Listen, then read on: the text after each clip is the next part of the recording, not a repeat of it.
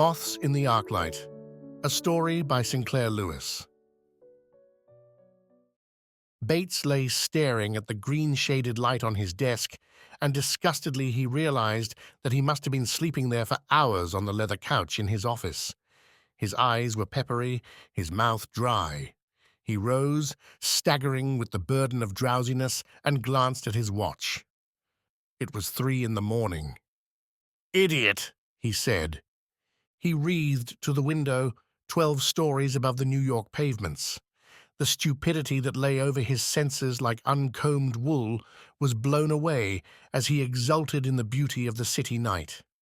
It was as nearly quiet now as Manhattan ever becomes. Stilled were the trolleys and the whang of steel beams in the new building a block away. One taxicab bumbled on the dark pavement beneath. Bates looked across a swamp of roofs to East River, to a line of topaz lights arching over a bridge. The sky was not dark, but of a luminous blue, a splendid, aspiring, naked blue in which the stars hung golden. But why shouldn't I fall asleep here? I'll finish the night on the couch and get after the new Bedford specifications before breakfast. I've never spent 24 hours in the office before. I'll do it. He said it with the pride of a successful man, but he ended as he rambled back to the couch and removed his coat and shoes. Still, I do wish there was somebody who cared a hang whether I came home or stayed away for a week. When the earliest stenographer arrived, she found Bates at work, but often he was first at the office. No one knew of his discovery that before dawn the huckstering city is enchanted to blue and crocus yellow above shadowy roofs. He had no one who would ever encourage him to tell about it. To Bates at 35, the world was composed of reinforced concrete.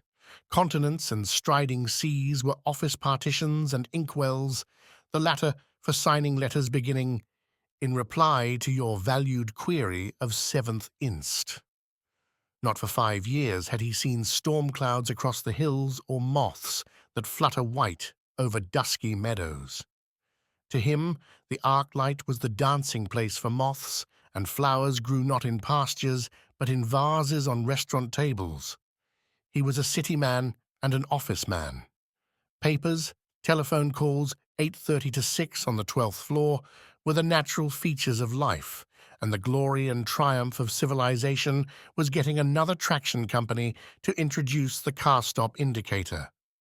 But he belonged to the new generation of businessmen. He was not one of the race who boast that they have had mighty little book learning, and who cannot be pictured without their derby hats, whether they are working, motoring, or in bed. Bates was slender, immaculate, polite as a well-bred woman, his mustache like a penciled eyebrow. Yet in decision, he was firm as a chunk of flint.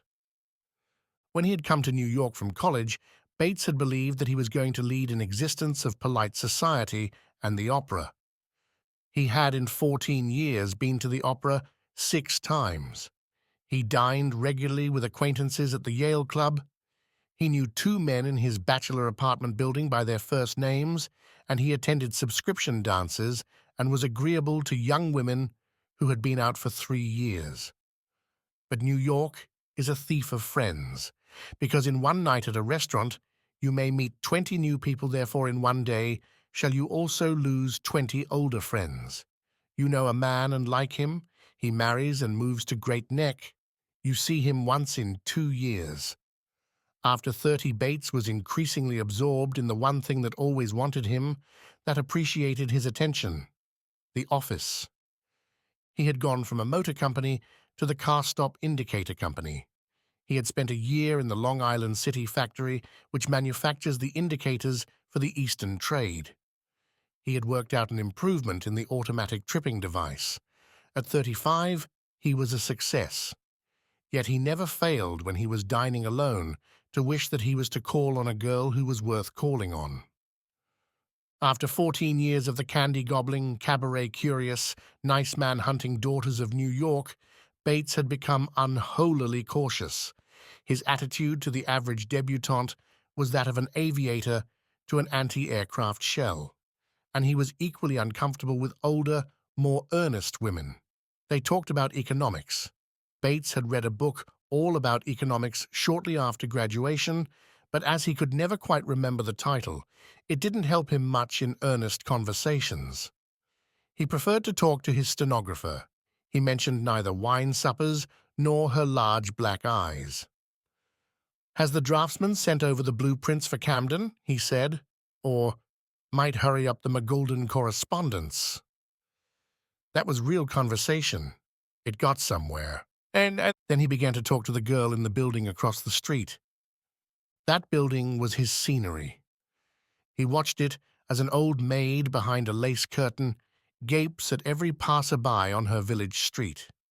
It had the charm of efficiency that is beginning to make American cities beautiful, with a beauty that borrows nothing from French chateaux or English inns. The architect had supposed that he was planning neither a hotel nor a sparrow's paradise, but a place for offices. He had left off the limestone supporting caps that don't support anything, and the marble plaques which are touchingly believed to imitate armorial shields, but which actually resemble enlarged shaving mugs. He had created a building as clean and straight and honest as the blade of a sword. It made Bates glad that he was a businessman. So much of the building opposite was of glass that the offices were as open to observation as the coops at a dog show. Bates knew by sight every man and woman in 20 rooms. From his desk, he could not see the building, but when he was tired, it was his habit to loaf by the window for a moment. He saw the men coming in at 8:30 or 9, smoking and chatting before they got to work, settling at desks, getting up stiffly at lunchtime, and at closing hour, dulled to silence, snapping out the lights before they went home. When he worked late at night, Bates was saved from loneliness by the consciousness of the 1 or 2 men who were sure to be centered under desk lights in offices across the way. He sympathized with the office boy at whom the red-mustached boss was always snarling in the 11th floor office on the right, and was indignant at the boy he saw stealing stamps on the 13th. He laughed over a clerk on the 11th, changing into evening clothes at 6, hopping on one leg to keep his trousers off the floor, and solemnly taking dress tie and collar from the top drawer of his desk. And it was a personal sorrow when tragedy came to his village, when the pretty, eager secretary of the manager in the 12th floor office exactly opposite was missing for several days, and one morning a funeral wreath was laid on her desk by the window. The successor of the dead girl must have come immediately, but Bates did not notice her for a week. It was one of those weeks when he was snatched from task A to task B, and from B to hustle out C, when the salesman out on the road couldn't sell milk to a baby, when the telephone rang or a telegram came just as Bates thought he had a clear moment, when he copied again every night the list of things he ought to have done day before yesterday, and his idea of heaven was a steel vault without telephone connection. But at the end of the storm, he had nothing to do, except to try to look edifyingly busy, and to amble round and watch the stenographer's stenograph and the office boy be officious. He sat primly lounging in the big chair by the window, smoking a panatilla and unconsciously gazing at the building across the street. He half observed that the manager in the office just opposite was dictating to a new secretary, a slim girl in blue taffeta with crisp white collar and cuffs. She did not slop over the desk tablet, yet she did not sit grimly, like the oldish stenographer in the office just above her. She seemed at the distance to be unusually businesslike. In all the hive that was laid open to Bates's observation, she was distinguished by her erect, charming shoulders, her decisive step, as she was to be seen leaving the manager's desk, going through the partition, which to Bates' eye was an absurdly thin sheet of oak and glass, hastening to her typewriter, getting to work. Bates forgot her, but at dusk, spring dusk, when he stood by his window, late at the office yet with nothing to do, enervated with soft melancholy because there was no place he wanted to go that evening, he noticed her again, Her chief and she were also staying late. Bates saw them talking, saw the chief sign a pile of correspondence, give it to her, nod, take his derby, yawn, and plunge out into the general office, heading for the elevator.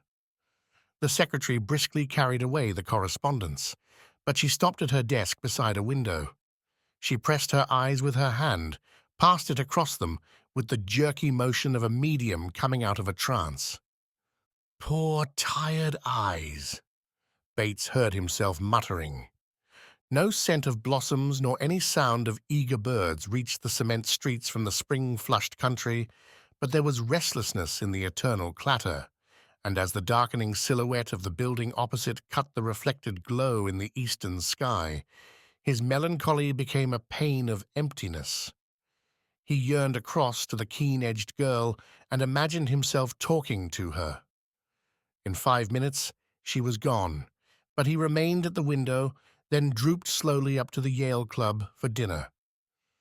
Doubtless Bates's life was making him selfish, but that evening, while he was being incredibly bored at a musical comedy, he did think of her, and for a second hoped that her eyes were rested. He looked for her next morning as soon as he reached the office, and was displeased with the entire arrangement of the heavenly bodies, because the light wasn't so good across there in the morning as in the afternoon.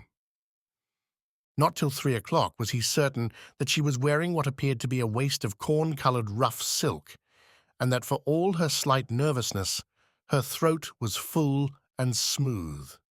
Last night, he had believed her 28. He promoted her to 23. He sighed. Capable-looking young woman. Wish my secretary were as interested in her work. She walks with, well, graceful. Now who can I get hold of for dinner tonight? 2. He saw her coming in at 9 o'clock, saw her unpin her hat and swiftly arrange her hair before her reflection in the ground glass of the partition. He saw her take morning dictation, bring customers in to the boss. He saw her slipping out to lunch alone at noon. He saw her quick, sure movements slacken as the afternoon became long and weary. He saw her preparing to go home at night or staying late, even her straight shoulders hunched as she heavily picked out the last words on her typewriter. All through the day he followed her, and though he knew neither her name nor her origin, though he had never heard her voice, yet he understood this girl better than at marriage. Most men understand the women they marry. The other people in her office treated her with respect. They bowed to her at morning, at night. They never teased her, as the fluffy telephone girl was teased. That interested Bates, but for many weeks she was no part of his life. On an afternoon in early summer, when his hands were twitching and his eyeballs were hot coals from too constant study of specifications, when everybody in the world seemed to be picking at his raw nerves, and he longed for someone who would care for him, who would bathe his eyes and divert his mind from the rows of figures that danced blood-red against darkness as he closed his stinging lids. Then he caught himself deliberately seeking the window, passionately needing a last glimpse of her as the one human being whom he really knew. Confound her, if she isn't over there, I won't go home till she is. She was by the window, reading a letter. She looked up, caught him staring at her. It was a very dignified Mr. Bates, who plumped on his hat and stalked away. Obviously, he would never do anything so low as to spy on officers across the street. The word stuck in his mind and scratched it. Certainly he had never spied, he declared in a high manner as he fumbled at a steak minute that was exactly like all the 10,000 steaks minute he had endured at restaurants. Well, he'd take care that no one ever came in and misunderstood his reflective resting by the window. He would never glance at that building again. And so, at 9 o'clock next morning, with 3 telegrams and an overdue letter from Birmingham Power and traction unopened on his desk, he was peering across the street and admiring a new hat, a Frenchy cornucopia with fold above fold of pale blue straw, which the girl was removing from her sleek hair. There are several ways of stopping smoking. You can hide your tobacco in a drawer in the next room and lock the drawer and hide the key. You can keep a schedule of the number of times you smoke. You can refuse to buy cigarettes and smoke only those you can cadge from friends. These methods are all approved by the authorities, and there is only one trouble with them. Not one of them makes you stop smoking.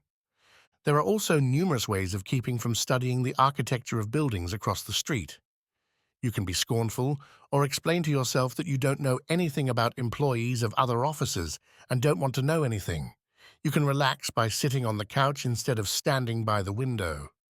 The only trouble with these mental exercises is that you continue to find yourself gaping at the girl across and you feel like a spy when you catch her in self-betrayals that pinch your heart. She marches out of the manager's office, cool, competent, strong, then droops by her desk, and for a strained moment sits with thin fingers pressed to her pounding temples.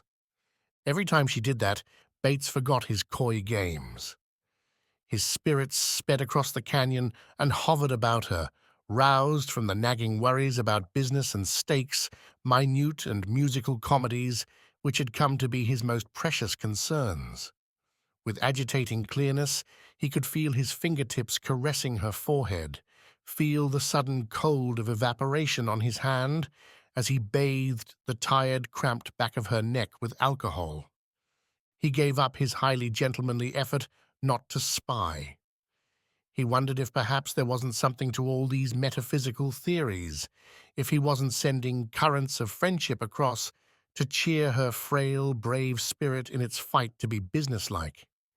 He forgot that he was as visible at his window as she at hers. So it happened that one evening when he was frankly staring at the girl, she caught him and turned her head away with a vexed jerk. Bates was hurt because he had hurt her. He, who had regarded life only from the standpoint of Bates, bachelor, found himself thinking through her, as though his mind had been absorbed in hers. With a shock of pain, he could feel her lamenting that it was bad enough to be under the business strain all day without being exposed to ogling in her house of glass. He wanted to protect her from himself. For a week he didn't once stand by the window even to look down at the street, 12 stories below, which he had watched as from his mountain shack a quizzical hermit might con the life of the distant valley. He missed the view, and he was glad to miss it. He was actually giving up something for somebody. He felt human again. Though he did not stand by the window, it was surprising how many times a day he had to pass it, and how innocently he caught glimpses of the life across the way. More than once he saw her looking at him. Whenever she glanced up from work, her eyes seemed drawn to his, but not flirtatiously, he believed. In the distance, she seemed aloof as the small, cold winter moon. There was another day that was a whirl of craziness. Everybody wanted him at once. Telegrams crossed each other. The factory couldn't get materials. 2 stenographers quarreled, and both of them quit. And the typewriter agency from which he got his girls had no one to send him just then, save extremely alien enemies who confounded typewriters with washing machines. When the office was quiet, and there was only about 7 more hours of work on his desk, he collapsed. His lax arms fell beside him. He panted slowly. His spinning head drooped, and his eyes were blurred. "Oh, buck up!" he growled. He lifted himself to his feet, slapped his arms, found himself at the window. Across there, she was going home. Involuntarily, looking for a greeting from his one companion in work, he threw up his arm in a wave of farewell. She saw it. She stood considering him, her 2 hands up to her head as she pinned her hat. But she left the window without a sign. Suddenly he was snapping. "I'll make you notice me. I'm not a noon-hour window flirt. I won't stand your thinking I am." With a new energy of irritation, he went back. Resting his eyes every quarter of an hour, he sat studying a legal claim, making notes. It was 8, 9, 10. He was faint, yet not hungry. He rose. He was surprised to find himself happy. He hunted for the source of the glow and found it. He was going to draw that frosty moon of a girl down to him. In the morning when he came in, he hastened to the window and waited till she raised her head. He waved, a quick, modest, amiable gesture. Every morning and evening after that, he sent across his pleading signal. She never answered, but she observed him, and, well, she never pulled down the window shade. His vacation was in July. Without quite knowing why, he did not want to go to the formal seaside hotel at which he usually spent 3 weeks in being polite to aunts in their nieces' frocks, and in discovering that as a golfer he was a good small boat sailor. He found himself heading for the Lebanon Valley, which is the Valley of Peace, and he discovered that yellow cream and wild blackberries and cowslips and the art of walking without panting still exist. He wore soft shirts and became tanned. He stopped worrying about the insolvency of the downstate interurban company, and was even heard to laugh at the landlord's stories. At least a tenth of his thoughts were devoted to planning a vacation for the girl across. She should lie with nervous fingers relaxed among the long-starred grasses and in the cornflower blue of the sky, and comic plump white clouds find healing. After arranging everything perfectly, he always reminded himself that she probably hadn't been with her firm long enough to have earned more than a 5-day vacation, and with etched scorn he pointed out that he was a fool to think about a girl of whom he knew only that. She seemed to take dictation quickly. She walked gracefully. She appeared at a distance to have delicate oval cheeks. She was between 16 and 40. She was not a man. About Article 5 he was sure. He was so strong-minded and practical with himself that by the end of his holidays the girl was cloudy in his mind. He was cured of sentimentalizing. He regarded with amusement his reinforced concrete romance, his moth dance under the arc light's sterile glare. He'd call on Christine Parrish when he got back. Christine was the sister of a classmate of his. She danced well and said the right things about Park Avenue and the Washington Square Players. He got back to town on Monday evening, just at closing time. He ran up to his office to announce his return. He dashed into his private room, less dashingly to the window. The girl across was thumbing a book, probably finding a telephone number. She glanced up, raising a finger toward her lips. Then his hat was off, and he was bowing, waving. She sat with her half-raised hand suspended. Suddenly, she threw it up in a flickering gesture of welcome. Bates sat at his desk. The members of his staff, as they came in to report, or just to be tactful and remind the chief of their valuable existence, had never seen him so cheerful. When they were gone, he tried to remember what it was he had planned to do. Oh, yes, call up Christine Parrish. Let it go. He'd do it some other night. He went to the window. The girl was gone, but the pale ghost of her gesture seemed to glimmer in the darkening window. He dined at the new Yale Club and sat out on the roof after dinner with a couple of temporary widowers and Bunk Selby's kid brother, who had graduated in the spring. The city beneath them flared like burning grass. Broadway was a streak of tawny fire. Across the East River, a blast furnace stuttered flames.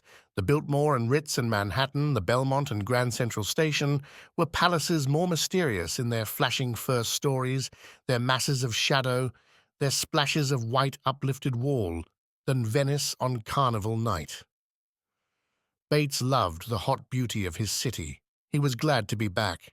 He didn't exactly know why, but the coming fall and winter gave promise of endless conquest and happiness. Not since he had first come to the city had he looked forward so exultantly.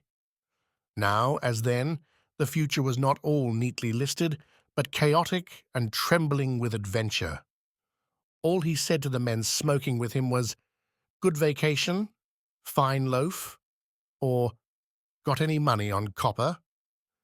But they looked at him curiously. "You sound as though you'd had a corking time." What you been doing? Licking McLaughlin at tennis or something? Bunk Selby's kid brother, not having been out of college long enough to have become reliable and stupid, ventured, "Say, Bunk, I bet your young friend Mr. Bates is in love." "Huh," said Bunk with married fatness. "Batesy? Never. He's the bud's best bunker." 3. At 2 minutes of 9 the next morning, Bates was at the window. To him entered his stenographer, bearing mail. "Oh, leave it on the desk," he complained. At 1 minute past 9, the girl across could be seen in the general office, coming out of the dimness to her window. He waved his arm. She sent back the greeting. Then she turned her back on him. But he went at his mail humming. She always answered after that, and sometimes during the day she swiftly peered at him. It was only a curt, quick recognition, but when he awoke, he looked forward to it. His rusty imagination creaking, he began to make up stories about her. He was convinced that whatever she might be, she was different from the good-natured, commonplace women in his own office. She was a mystery. She had a family. He presented her with a father of lean distinction, hawk nose, classical learning, and the most alarming inability to stick to the job, being in various versions a bishop, a college president, and a millionaire who had lost his money. He decided that she was named Emily because Emily meant all the things that typewriters and filing systems failed to mean. Emily connoted lavender-scented chests, old brocade, and twilit gardens brimmed with dewy damask roses, spacious halls of white paneling, and books by the fire. Always it was Bates who restored her to the spacious halls, the brocade, and the arms of her bishop-professor millionaire father. There was one trouble with his fantasy. He didn't dare see her closer than across the street, didn't dare hear her voice, for fear the first sacred words of the Lady of the Damask Roses might be, "Say, listen, are you the fella that's been handing me the 00? Say, you got your nerve." Once, when he was sailing out of the street entrance, breezy and prosperous, he realized that she was emerging across the way, and he ducked back into the hall. It was not hard to avoid her. The two buildings were great towns.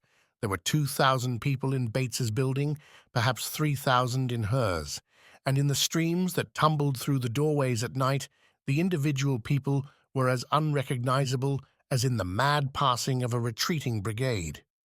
It was late October when he first definitely made out her expression, first caught her smile across the chill and empty air that divided them. In these shortening days, the electric lights were on before closing time, and in their radiance he could see her more clearly than by daylight. In the last mail came a letter from the Home Office informing him with generous praise that his salary was increased 1,000 a year. All the world knows that vice presidents are not like office boys. They do not act ignorantly when they get a raise. But it is a fact that, after galloping to the door to see whether anybody was coming in, Bates did a foxtrot 3 times about his desk. He rushed to the window. 4 times he had to visit it before she glanced up. He caught her attention by waving the letter. Her face was only half toward him, but he could make out her profile, gilded by the light over her desk.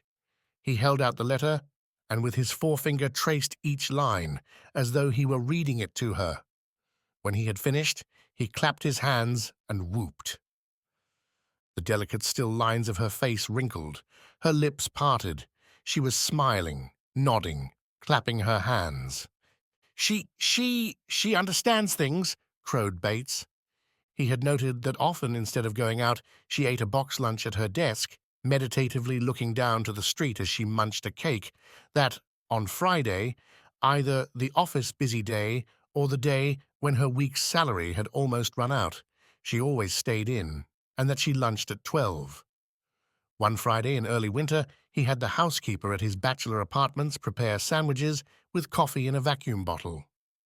He knew that his subordinates, with their inevitable glad interest in any eccentricities of the chief, would wonder at his lunching in. "None of their business anyway," he said feebly. But he observed to his stenographer, "What a rush! Guess I won't go out for lunch." He strolled past the desk of young Krakens, the bookkeeper, whom he suspected of being the office wit and of collecting breaks on the part of the boss as material for delicious scandal. "Pretty busy, Krakens? Well, so am I. Fact, I don't think I'll go out to lunch. Just have a bite here." Having provided dimmers for the fierce light that beats about a glass-topped desk, he drew a straight chair to the window and spread his feast on the broad sill at a few minutes after 12. Emily was gnawing a donut and drinking a glass of milk. He bowed, but he inoffensively nibbled half a sandwich before he got over his embarrassment and ventured to offer her a bite. She was motionless, the donut gravely suspended in air. She sprang up, left the window. "Curse it! Double curse it! Fool! Beast! Couldn't even let her eat lunch in peace, intruding on her, spoiling her leisure." Emily had returned to the window. She showed him a small water glass. She half filled it with milk from her own glass and diffidently held it out. He rose and extended his hand for it. Across the windy space, he took her gift and her greeting. He laughed. He fancied that she was laughing back, though he could see her face only as a golden blur in the thin fall sunshine. They settled down, sharing lunches. He was insisting on her having another cup of coffee when he was conscious that the door to his private room had opened, that someone was entering. Frantically, he examined a number of imaginary specks on his cup. He didn't dare turn to see who the intruder was. He held up the cup, ran a finger round the edge, and muttered, "Dirty!" The intruder pattered beside him. Bates looked up at him innocently. It was Krakens, the office tease, and Krakens was grinning. "Hair in the soup, Mr. Bates? In the— Oh, yes, hair in the soup, yes. Dirty, dirty cup. Have speak. Speak, housekeeper," Bates burbled. "Do you mind my interrupting you? I wanted to ask you about the farmer's rail line credit. They're 3 weeks behind in payment." Did Bates fancy it? Or was Krakens squinting through the window at Emily? With an effusiveness that was as appropriate to him as a mandolin to an Irish contractor, Bates bobbed up and led Kraken back to the main office. He couldn't get away for 10 minutes. When he returned, Emily was leaning against the window jamb, and he saw her by a leaded casement in the bishop's mansion, dreaming on hollyhocks and sundial below. She pantomimed the end of her picnic, turned her small black lunchbox upside down, and spread her hands with a plaintive gesture of all gone. He offered her coffee, sandwiches, a bar of chocolate, but she refused each with a shy, quick shake of her head. She pointed at her typewriter, waved once, and was back at work.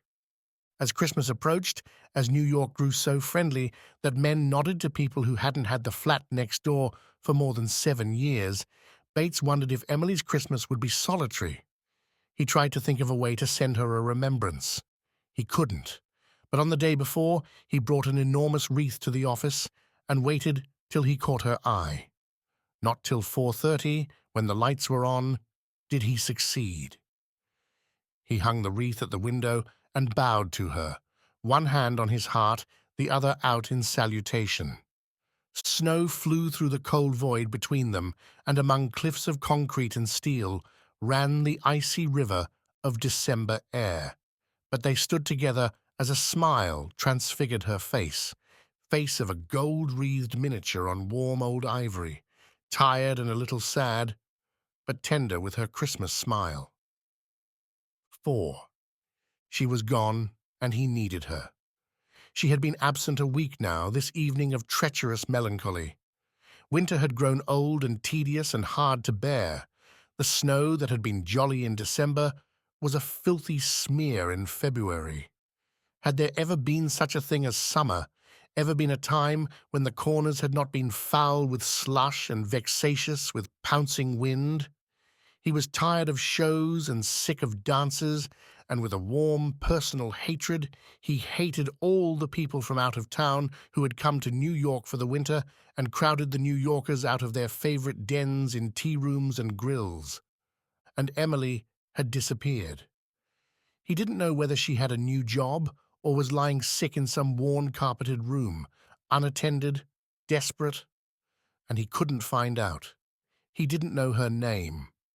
Partly because he dreaded what might happen to her, partly because he needed her, he was nervously somber as he looked across to her empty window tonight.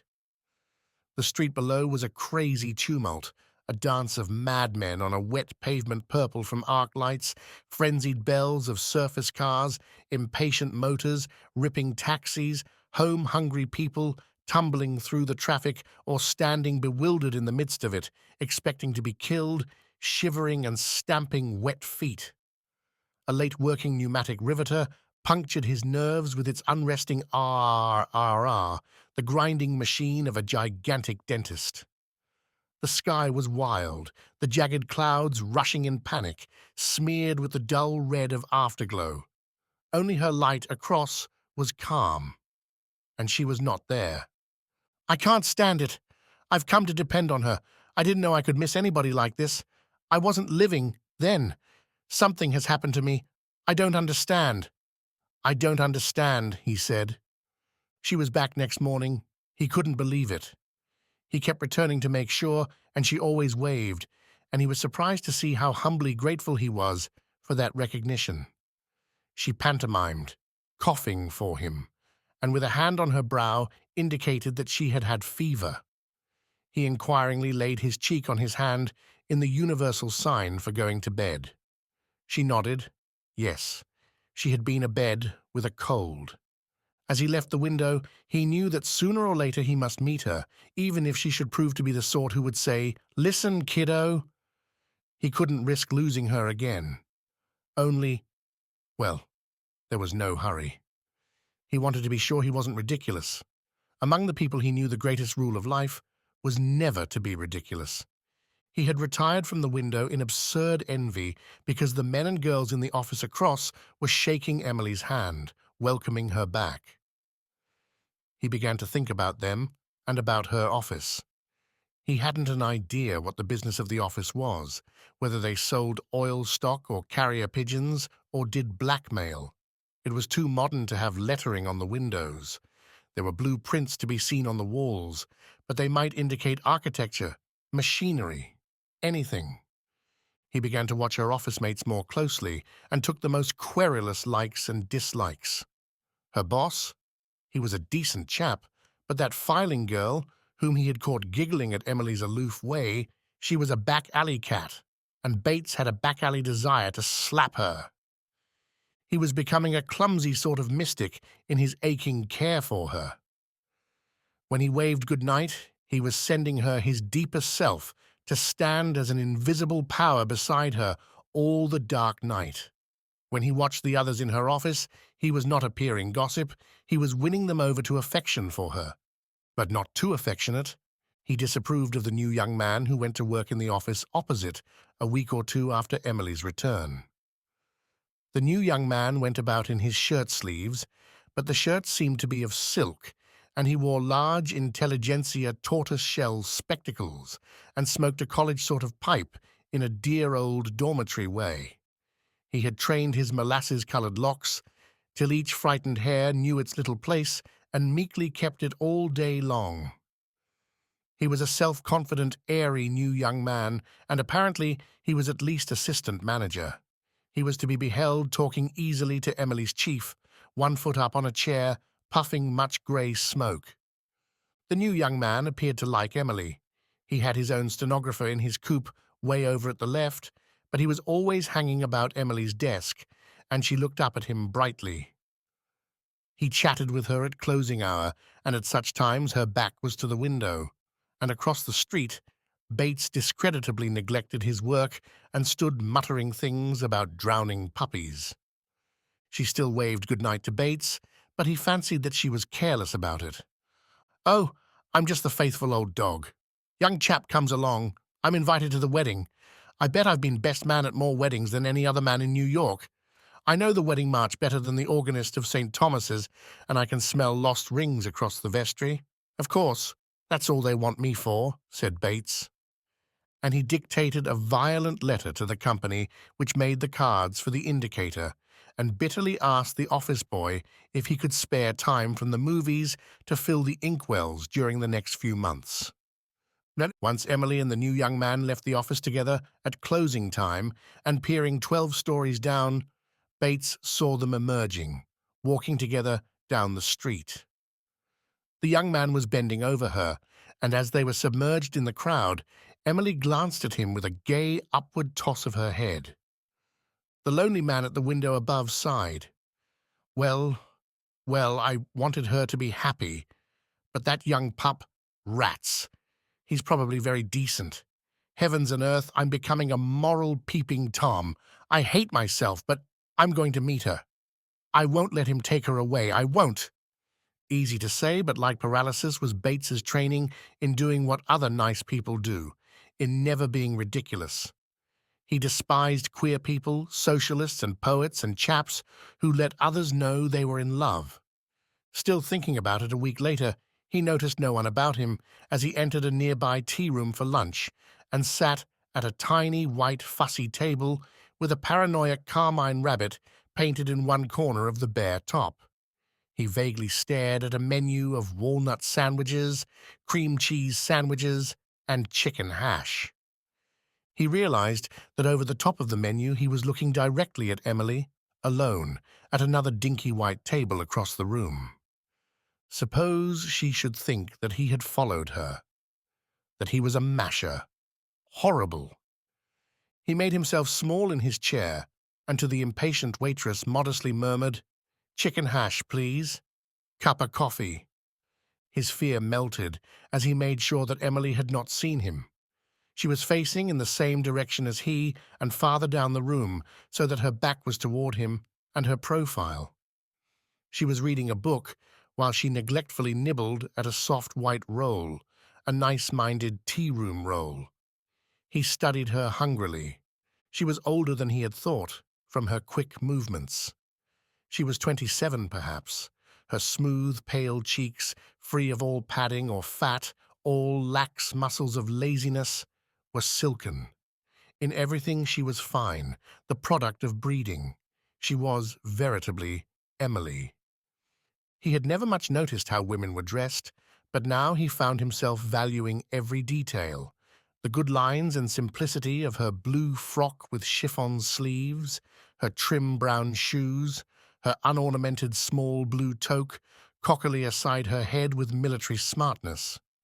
But somehow it was her overcoat on the back of her chair that got him, her plain brown overcoat with bands of imitation fur, rather a cheap coat, not very warm.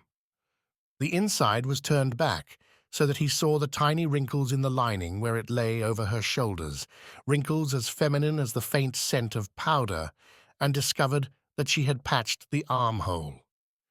He clenched his fists with a pity for her poverty that was not pity alone, but a longing to do things for her. Emily was stirring, closing her book, absently poring for her check as she snatched the last sentences of the story before going back to work. He had so far only picked juicy little white pieces out of the chicken hash and had ignobly put off the task of attacking the damp, decomposed toast. And he was hungry, but he didn't know what to do, if in passing she recognized him. He snatched his coat and hat and check and galloped out, not looking back. He went to a hotel and had a real lunch, alternately glowing because she really was the fine, fresh, shining girl he had fancied, and cursing himself because he had not gone over and spoken to her, wittily, audaciously. Hadn't he been witty and audacious to the Binghamton traction directors? And now that he knew her, he wasn't going to relinquish her to the windy young man with the owl spectacles. At 3:37 that afternoon, without visible cause, he leaped out of his chair, seized his hat, and hustled out through the office. He sedately entered the elevator. The elevator runner was a heavy, black-skirted, amiable Irishwoman who remembered people. He wondered if he couldn't say to her, "I'm about to go across the street and fall in love." As for the first time in all his study of it, he entered the building opposite. He was panting as though he had been smoking too much. His voice sounded thick as he said, 12 out, in the elevator. Usually revolving business plans, he walked through buildings unseeing, but he was as aware of the 12th floor hall, of the marble footboards, the floor like fruitcake turned to stone, wire glass lights, alabaster bowls of the indirect lighting, as though he were a country boy new to this strange indoor world where the roads were tunnels. He was afraid, and none too clear why he should be afraid, of one slim girl. He had gone 50 feet from the elevator before it occurred to him that he hadn't the slightest idea where he was going. He had lost his directions. There were 2 batteries of elevators, so that he could not get his bearings from them. He didn't know on which side her office was. Trying to look as though he really had business here, he rambled till he found a window at the end of a corridor. He saw the Times Tower and was straight again. Her office would be on the right. But where? He had just realized that from the corridor he couldn't tell how many outside windows each office had. He had carefully counted from across the street and found that her window was the 6th from the right. But that might be in either the Floral Heights Development Company or the Alaska Bell Mining Corporation, S. Smith. It was not explained whether S. Smith was the Bell or the corporation. Bates stood still. A large, red, furry man exploded out of the Floral Heights office and stared at him. Bates haughtily retired to the window at the end of the corridor and glowered out. Another crushing thought had fallen on him. Suppose he did pick the right office? He would find himself in an enclosed waiting room. He couldn't very well say to an office boy, "Will you tell the young lady in the blue dress that the man across the street is here?" That would be ridiculous, but he didn't care a hang if he was ridiculous. He bolted down the corridor, entered the door of the Alaska Bell Mining Corporation. He was in a mahogany and crushed Morocco boudoir of business. A girl with a black frock and a scarlet smile fawned, "Yes?" He wasn't sure, but he thought she was a flirtatious person whom he had noted as belonging in an office next to Emily's. He blundered, "Shh, could I see some of your literature?" It was 20 minutes later when he escaped from a friendly young man, now gorgeous in a new checked suit, but positively known by Bates to have cleaned the lapels of his other suit with stuff out of a bottle 2 evenings before, who had tried to sell him stock in 2 gold mines and a ground-floor miracle in the copper line. Bates was made to feel as though he was betraying an old friend before he was permitted to go. He had to accept a library of choice views of lodes, smelters, river barges, and Alaskan scenery. He decorously deposited the booklets one by one in the mail chute and returned to his favorite corridor. This time he entered the cream and blue waiting room of the Floral Heights Development Company. He had a wild, unformed plan of announcing himself as a building inspector and being taken through the office unto the uttermost parts, which meant to Emily's desk. It was a romantic plan and adventurous, and he instantly abandoned it at the sight of the realistic office boy, who had red hair and knickers and the oldest, coldest eye in the world. "You people deal in suburban realty, don't you?" "Yep." "I'd like to see the manager." It would be Emily who would take him in. "What do you want to sign about?" "I may consider the purchase of a lot." "Oh, I thought you was that collector from the towel company." "Do I look it, my young friend?" "You can't tell these days, the way you fellows spend your money on clothes." "Well, say, boss, the old man is out, but I'll chase Mr. Simmons out here." Mr. Simmons was, it proved, the man whom Bates disliked more than any other person living. He was that tortoise-spectacled, honey-haired, airy young man who dared to lift his eyes to Emily. He entered with his cutout open. He assumed that he was Bates's physician and confessor. He chanted that at beautiful Floral Heights by the Hackensack, the hydrants gave champagne, all babies weighed 15 pounds at birth, values doubled overnight, and cement garages grew on trees. Bates escaped with another deluxe library, which included a glossy postcard showing the remarkable greenness of Floral Heights grass and the redness and yellowness of bungalow erected for J.J. Keane. He took the postcard back to his office and addressed it to the one man in his class whom he detested. 5. For 4 days he ignored Emily. Oh, he waved good night. There was no reason for hurting her feelings by rudeness, but he did not watch her through the creeping office hours. And he called on Christine Parrish. He told himself that in Christine's atmosphere of leisure and the scent of white roses, in her chatter about the singles championship and piping rock and various men referred to as Bunk and Poodle and Georgie, he had come home to his own people.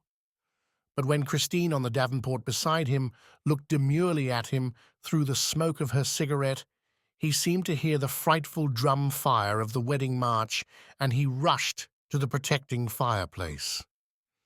The next night, when Emily, knife-clean Emily, waved goodbye and exhaustedly snapped off her light Bates, darted to the elevator and reached the street entrance before she appeared across the way. But he was still stiff with years of training in propriety.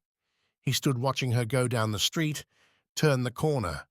Krakens, the bookkeeper, blandly whistling as he left the building, was shocked to see Bates running out of the doorway, his arms revolving grotesquely, his unexercised legs stumbling as he dashed down a block and round the corner. Bates reached her just as she entered the subway kiosk and was absorbed in the swirl of pushing people. He put out his hand to touch her unconscious shoulder, then withdrew it shiveringly, like a cat whose paw has touched cold water. She had gone 2 steps down. She did not know he was there. "Emily!" he cried. A dozen subway hurriers glanced at him as they shoved past. Emily turned, half-seeing. She hesitated, looked away from him again. "Emily!" He dashed down, stood beside her. "Two lovers been quarrelling," reflected an oldish woman as she plumped by them. "I beg your pardon," remonstrated Emily. Her voice was clear, her tone sharp. These were the first words from his Princess of the Tower. "I beg yours, but I tried to catch your attention. I've been frightfully clumsy, but, you see, hang it, I don't know your name, and when I happened to see you, I'd thought of you as Emily." Her face was still, her eyes level. She was not indignant, but she waited, left it all to him. He desperately lied. "Emily was my mother's name." "Oh, then I can't very well be angry, but you know who I am, don't you? The man across the street from—" "Yes, though I didn't know you at first. The man across is always so self-possessed." "I know. Don't rub it in. I'd always planned to be very superior and amusing and that sort of stuff when I met you, and make a tremendous impression." Standing on the gritty, steel-plated steps that led to the cavern of the subway, jostled by hurtling people, he faltered on. "Things seem to have slipped, though. You see, I felt beastly lonely tonight. Aren't you sometimes?" "Always. We'd become such good friends, you know, our lunches together and all." Her lips twitched, and she took pity on him with, "I know. Are you going up in the subway? We can ride together, at least as far as 72nd. This was before the days of shuttles and H's, when dozens of people knew their way about in the subway, and one spoke confidently of arriving at a given station. "No, I wasn't going. I wanted you to come to dinner with me. Do, please, if you haven't a date. I'm not really a masher. I've never asked a girl I didn't know like this. I'm really— oh, hang it, I'm a solid citizen. Disgustingly so. My name is Bates. I'm GM of my office. If this weren't New York, we'd have met months ago. Please, I'll take you right home after—" Young women of the Upper West Side, whose fathers were in Broad Street or in wholesale silk, young women with marquetry tables, with pictures in shadow boxes in their drawing rooms and too many servants below stairs, had been complimented when Bates took them to dinner. But this woman who worked, who had the tension wrinkled between her brows, listened and let him struggle. "We can't talk here. Please walk up a block with me," he begged. She came, but she continued to inspect him. Once they were out of the hysteria of the subway crowd, the ache of his embarrassment was relieved, and on a block of dead old brownstone houses embalmed among loft buildings, he stopped and laughed aloud. I've been talking like an idiot.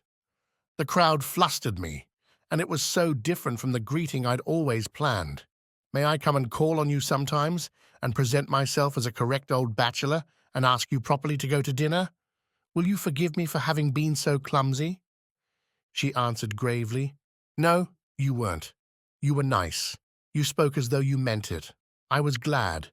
No one in New York ever speaks to me as though he meant anything except giving dictation. He came close to saying, What does the chump with the foolish spectacles mean? He saved himself by a flying mental leap as she went on. And I like your laugh. I will go to dinner with you tonight if you wish. Thank you a lot. Where would you like to go? And shall we go to a movie or something to kill time before dinner? You won't. I'm not doing wrong, am I? I really feel as if I knew you. Do you despise me for tagging obediently along when I'm told to?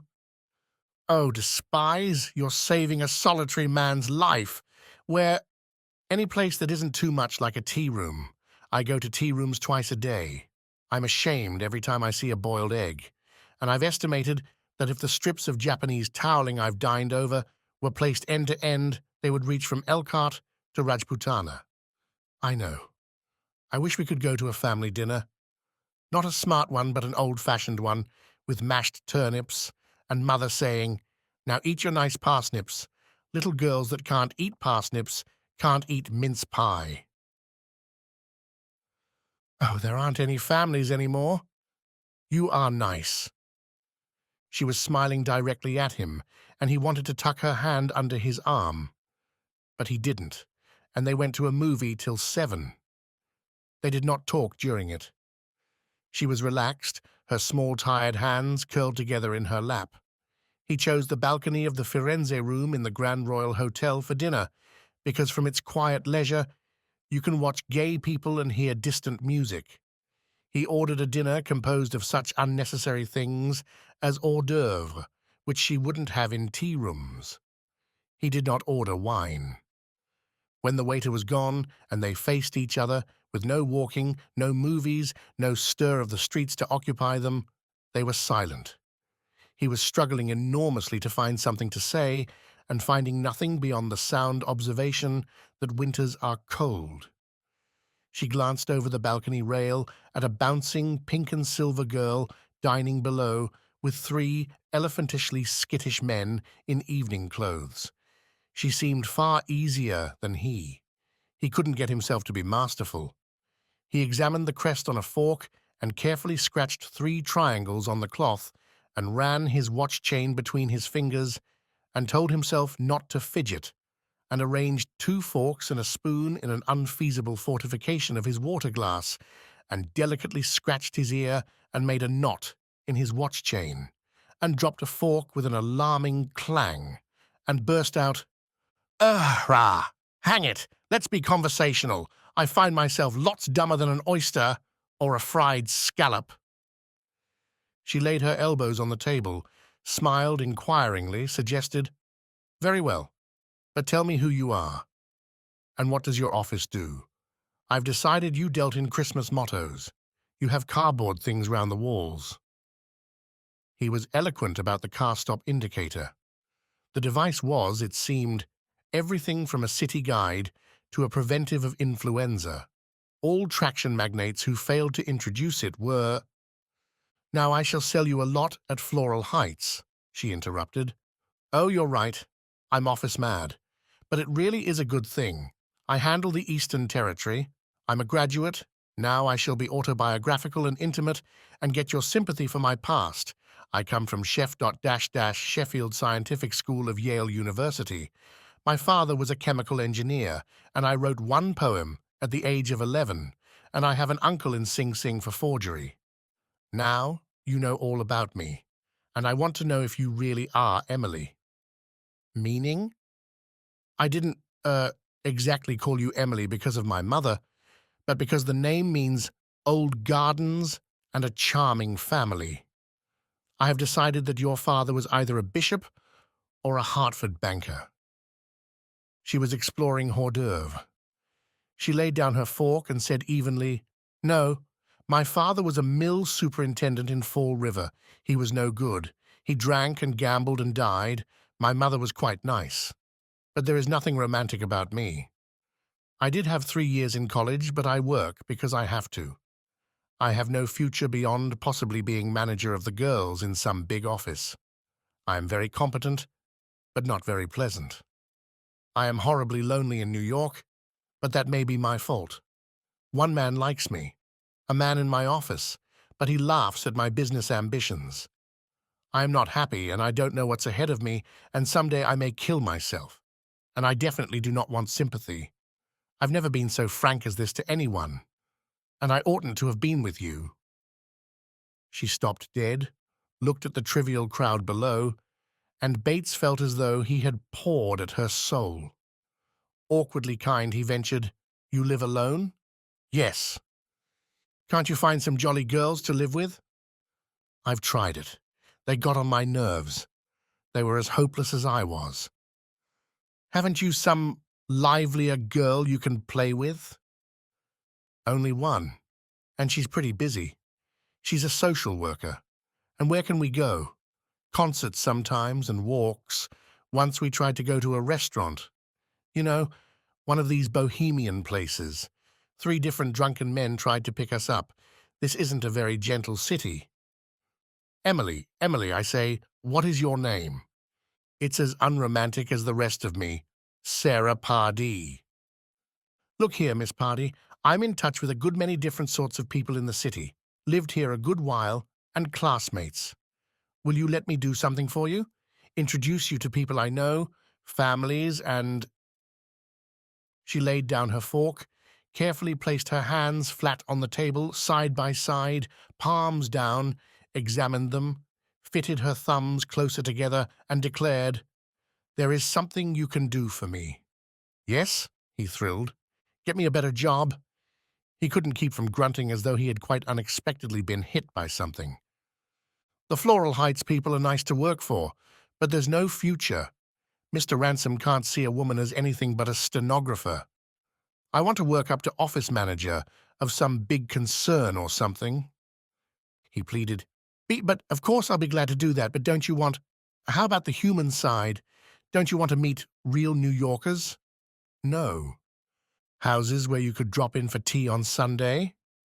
"No." "Girls of your own age and dances and—" "No. I'm a businesswoman, nothing else. Shan't be anything else, I'm afraid. Not strong enough. I have to get to bed at 10. Spartan. It isn't much fun, but it keeps me going." "Very well. I shall do as you wish. I'll telephone you by tomorrow noon." He tried to make it sound politely disagreeable, but it is to be suspected that he was rather plaintive, for a glimmer of a smile touched her face as she said, "Thank you. If I could just find an opening. I don't know many employers here. I was in a Boston office for several years." This ending, so like a lecture on auditing and costs, concluded Bates's quest for high romance. He was horribly piqued and dignified, and he talked in an elevated manner of authors whom he felt he must have read, seeing that he had always intended to read them when he got time. Inside, he felt rather sick.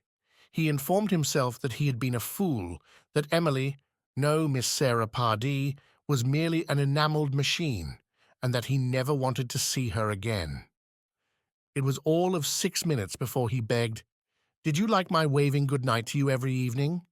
Dubiously. "Oh, yes." "Did you make up foolish stories about me as I did about you?" "No, I'll tell you."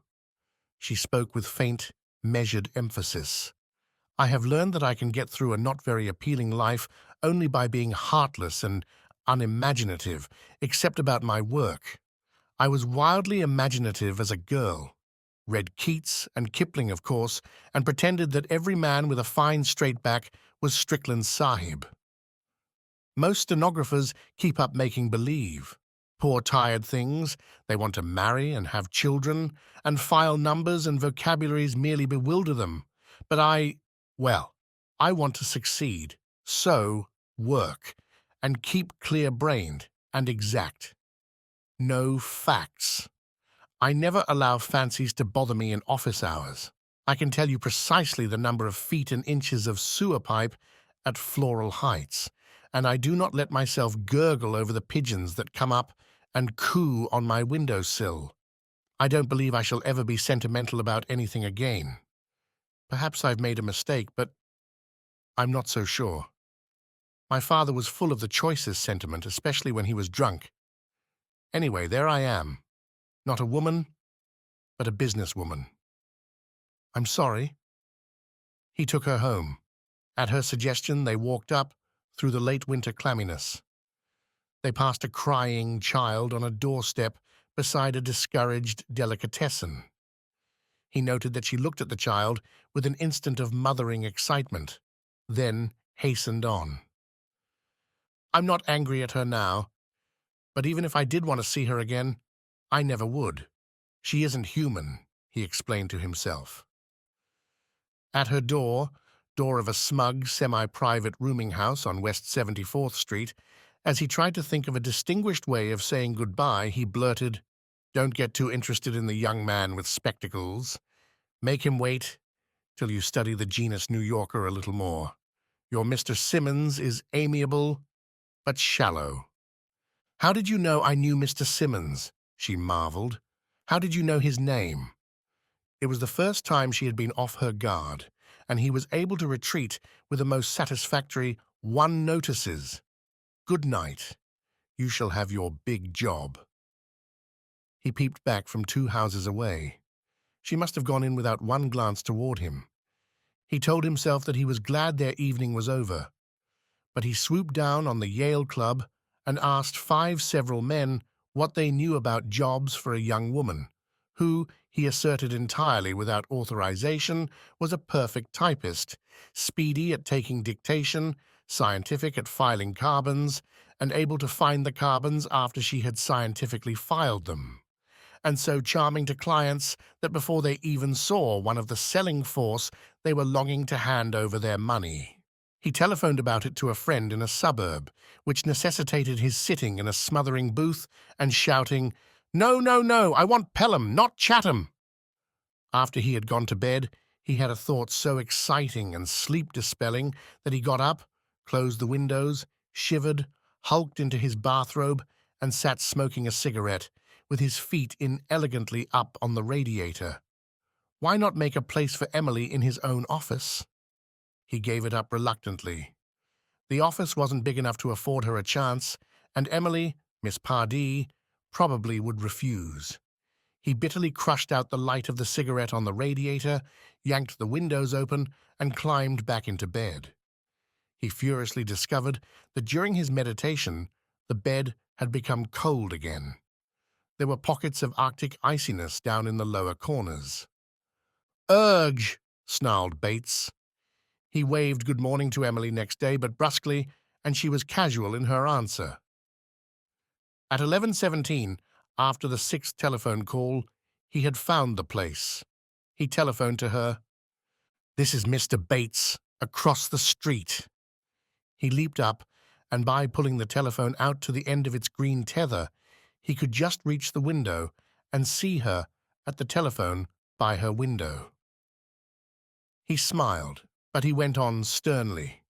"If you will go to the Technical and Home Syndicate, the new consolidation of trade publications, and ask for Mr. Hayden, Hyden, in the advertising department, he will see that you get a chance. Really big office. Opportunities. Chance to manage a lot of stenographers, big commercial research department, maybe a shot at advertising soliciting. Please refer to me." She looked across, saw him at the telephone, startled. Tenderness came over him in a hot wave, but colorless was her voice as she answered, "That's very good of you." He cut her off with a decisive, "Good luck." He stalked back to his desk. He was curiously gentle and hesitating with his subordinates all that day. Wonder if the old man had a pal die on him, suggested Krakens, the bookkeeper, to the filing girl. He looks peaked. Pretty good scout, Batesy is, at that. A week later, Emily was gone from the office across. She had not telephoned goodbye. In a month, Bates encountered Hayden of the Technical Syndicate office, who informed him that Miss Pardee you sent me is a crackerjack, right on the job and intelligent. I've got her answering correspondence, dictating. She'll go quite a ways. That was all. Bates was alone. Never from his 12th floor tower did he see her face or have the twilight benediction of farewell. 6. He told himself that she was supercilious, that she was uninteresting, that he did not like her. He admitted that his office had lost its exciting daily promise of romance, that he was tired of all offices. But he insisted that she had nothing to do with that. He had surrounded her with a charm not her own. However neatly he explained things to himself, it was still true that an empty pain like homesickness persisted whenever he looked out of his window, or didn't look out, but sat at his desk and wanted to. When he worked late, he often raised his head with a confused sense of missing something. The building across had become just a building across. All he could see in it was ordinary office drudges doing commonplace things. Even Mr. Simmons of the aesthetic spectacles no longer roused interesting rage. As for Emily's successor, Bates hated her. She smirked, and her hair was a hurrah's nest. March had come in. The streets were gritty with dust. Bates languidly got himself to call on Christine Parrish again. Amid the welcome narcissus bowls and vellum-backed seats and hand-tooled leather desk fittings of the parish library, he was roused from the listlessness that like a black fog had been closing in on him. He reflected that Christine was sympathetic, and Emily merely a selfish imitation of a man. But Christine made him impatient. She was vague. She murmured, "Oh, it must be thrilling to see the street railways in all these funny towns." Funny towns? Huh? They made New York hustle. Christine's mind was flabby. Yes, and her soft shining arms would become flabby too. He wanted, a girl that was compact, cold-bathed. As he plodded home, the shivering fog that lay over him hid the future. What had he ahead? Lonely bachelorhood, begging mere boys at the club to endure a game of poker with him? He became irritable in the office. He tried to avoid it. He was neither surprised nor indignant when he overheard Krakens confide to his own stenographer, "The old man has an ingrowing grouch. We'll get him operated on. How much do you contribute, Countess?" "Ah, we thank you." He was especially irritable on a watery, bleary April day when every idiot in New York and the outlying districts telephoned him. He thought ill of Alexander Graham Bell. The factory wanted to know whether they should rush the Bangor order. He hadn't explained that more than 6 times before. A purchasing agent from out of town called him up and wanted information about theater ticket agencies and a tailor. The girl in the outside office let a wrong number call get through to him, and a greasy voice bullied, "Is dis the Triumph Bottling Vorks? Vod? Get off the line. I don't want you. Hang up." "Well, I most certainly don't want you," snapped Bates. But it didn't relieve him at all. "Tra!" snickered the telephone bell. Bates ignored it. Tra. "Yeah," snarled Bates. "Mr. Bates?" "Yep." "Sarah Pardee speaking." "Who?" Why, Emily? You sound busy, though. I won't—" "Wait! Wait! For heaven's sake, is it really you? How are you? How are you? Terribly glad to hear your voice. How are you? We miss you. We— Well, I do. Nobody to say good night. Heard from Hayden. Doing fine. Awfully glad.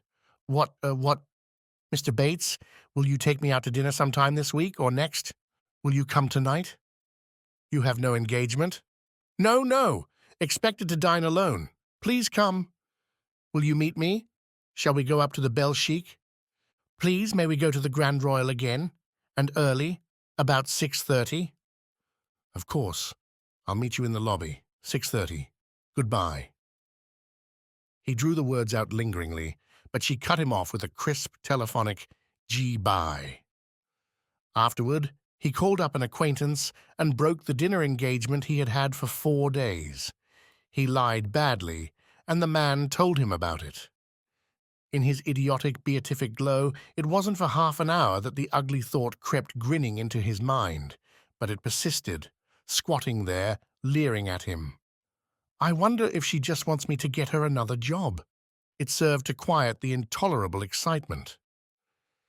In the Grand Royal lobby, he greeted her with only a nod. She was on time. Christine Parish had a record minimum of 20 minutes late. They descended the twisting stairs to the Firenze room. "Would you prefer the balcony or downstairs?" he said easily. She turned. She had seemed unchanged. Above the same brown fur-trimmed coat, which he knew better than any other garment in the world, was the same self-contained inspection of the world. Standing on the stairs, she caught the lapel of her coat with a nervous hand, twisted it, dropped her eyes, looked up pleadingly. "Would I be silly if I asked for the same table we had before? Oh, it's good luck." "Of course we'll have it. That's why I suggested dining early so it wouldn't be taken. I have something rather serious to ask your advice about." "Serious? Oh, not tragic, but it puzzles me." He was anxious as he followed her. Their table was untaken. He fussily took her coat, held her chair. Her eyes became shrewdly clear again while he ordered dinner, and she said, "Will you please examine the crest on one of the forks?" "Why?" "Because you did last time. You were adorably absurd and very nice, trying not to alarm the strange girl." He had obediently picked up a fork, but he flung it down and commanded, "Look here, what is this that puzzles you?" Her hand, drooping over the balcony rail by their table, was visibly trembling. She murmured, "I have discovered that I am a woman. I don't quite—" "I've tried to keep from telling you, but I can't. I do. I do miss our good nights and our lunches. I have done quite well at the technical syndicate, but I don't seem to care. I thought I had killed all sentimentality in me. I haven't. I'm sloppy-minded. No, I'm not. I don't care. I'm glad." A flush on her cheek like the rosy shadow of a wine-glass on linen, she flung out, "I find I cared more for our silly games than I do for success. There's no one across the way now to smile at me. There's just a blank brick wall with a horrible big garage sign, and I look at it before I go home nights. Oh, I'm a failure. I can't go on fighting alone, always alone." He had caught both her hands. He was unconscious of waiters and other guests, but she freed herself. "No, please, just let me babble. I don't know whether I'm glad or sorry to find I haven't any brains. None. No courage. But all I want, will you dine with me once a month or so? Let me go Dutch." "Oh, my dear." "And sometimes take me to the theatre. Then I won't feel solitary. I can go on working and make good and perhaps get over, please. Don't think I'm a Bernard Shaw superwoman pursuing a man. It's just that you were the first person to make me welcome in New York. Will you forgive—" "Emily, please don't be humble. I'd rather have you make me beg as you used to." He stopped, gasped, and added quietly, "Emily, will you marry me?" "No." "But you said—" "I know. I miss you. But you're merely sorry for me. Honestly, I'm not a clinger.